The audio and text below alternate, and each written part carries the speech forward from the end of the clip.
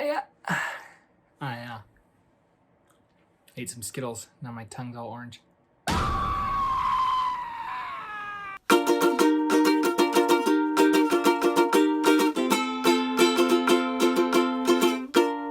Hello everybody, welcome to Film Fireside, Nomadland. My pick for what the Oscars are going to give Best Picture to. It's almost a lock at this point, almost. There's discussions to have about that, which will be had. Technically, it was released through many film festivals throughout the later part of 2020. However, I was not able to see it till 2021 when it, much to my advantage and surprise, I was blessed to see it in theaters. I will say, if you can see this movie in theaters, I definitely know my experience was enhanced by the fact that I saw it in a movie theater. It was actually kind of funny because the theater that I went to I had to drive about 45 minutes-ish to the theater that was playing it. It wasn't one of my local theaters that was playing it. And this theater has a massive IMAX theater in there. And this was the first movie I'd seen in this just ginormous IMAX theater. And of all the films to play, Nomadland is kind of like, well, okay, here's the thing. You would think Nomadland would not be the one to play there. And I actually thought to myself as I sat down, I was like, geez, I didn't realize I was going to be in here. Holy crap, this place is huge. After the experience was over, I was like, I don't want to watch this movie any other way. Bigger is better. I think it's just visually stunning. It is just fantastic. It captures so many beautiful parts of the world. A lot of parts of the world that I'm not going to say I'm from, but this kind of like western part of the United States, I love it out here. I think it's so gorgeous. Very specifically, I've lived a couple summers in West Yellowstone, Montana, doing summer stock theater up there, which has been a fantastic experience for me.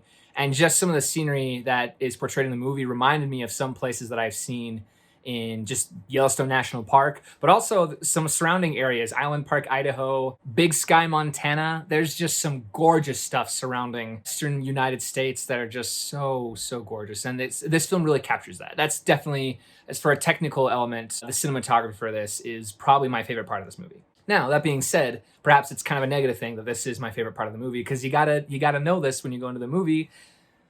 Slow movie. It's a slow movie, and it's intended to be that way. I think this story isn't so much,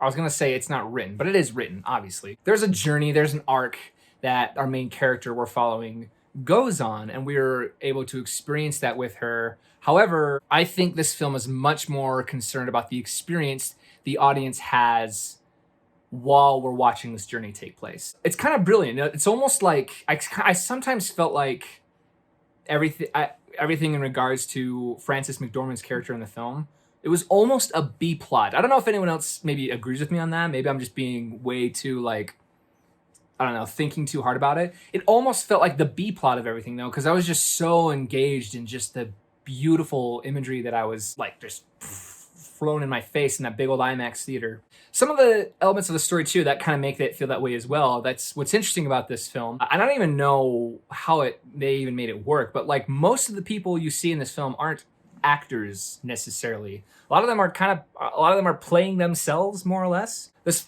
story follows Frances McDormand's character is deciding to be a nomad, which basically means they aren't rich enough to just fully retire, but they're too old to want to just work full time. So they travel many parts of the Western United States, living in their RV or a car, and work kind of seasonal jobs just to make ends meet and live their life that way. And it's a simple, beautiful life to live. And they have real nomads in the film. A lot of the scenes of the film that are taking place almost seem like it's almost like a documentary at certain times, because it's just people talking about their experience and telling their stories to the camera. Like I said, it's almost a documentary at certain times, which definitely goes to say this film is like nothing I've ever seen before. It's nothing like I've ever seen before.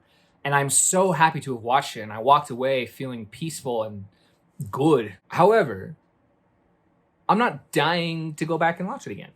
It's really slow, like I was saying. You just gotta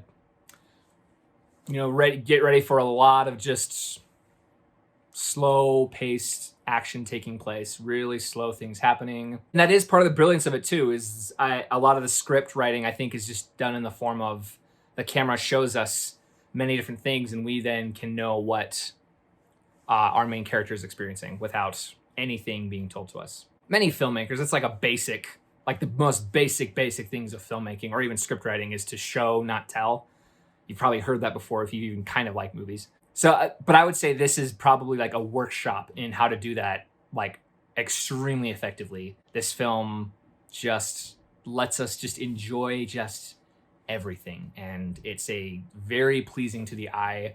However, it's very slow and maybe requires a bit of effort to fully appreciate and fully enjoy on our part, which isn't never a bad thing. I totally think that should be the case. My score of Nomadland, I'm going to give it an 8 out of 10. Wow! Chloe Zhao has crafted something. It is something unlike I've ever seen. It's beautiful, and her vision and her work should totally be appreciated. And I'm a fan of hers now. I'm really looking forward to more things from her that we'll be seeing in the future. Thank you so much for watching. Tell me your thoughts on Nomadland. Start a discussion with me in the comments. I'd love to talk about this movie with you. Make sure you are subscribed to the channel so you do not miss out on any Oscar-related content coming this way towards a U on the U of Tube.